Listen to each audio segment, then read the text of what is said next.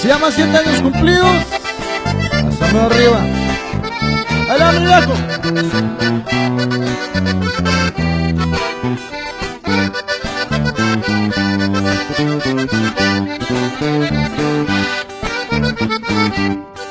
Una taza de café por las mañanas antes que rayara el sol. Hace frío pero hay que ordeñar las vacas, es la orden del patrón.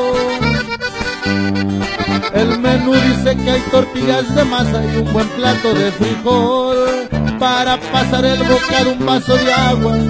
Esos tiempos yo no los cambio por nada, para mí fue lo mejor.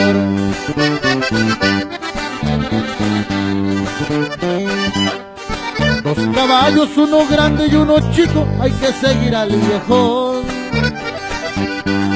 Según yo, para hacer más corto el camino, tarareaba una canción.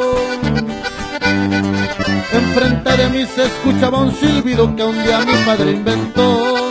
También nos siguió mi perro el consentido. Donde quiera nos miraban a los 5, no importaba la misión.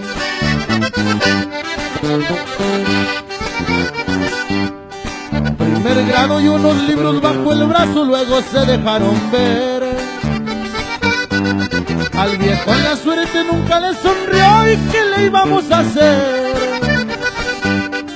Soy sincero, la verdad que a mi ranchero todo el tiempo lo admiré. Su palabra fue su firma, bien recuerdo. Más vale tener amigos que dinero, es algo que no olvidé. Y así es el correo. Y así es el... ¡Puro troleazo!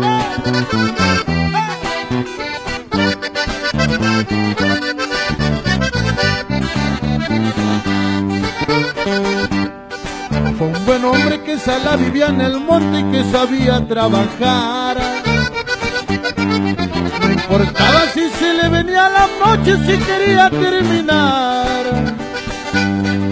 Pero luego ya en una mesa de juego se podía emborrachar.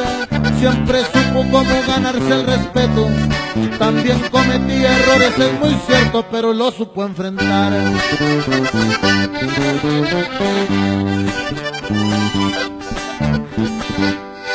7 años se cumplieron en diciembre desde que el viejón se fue.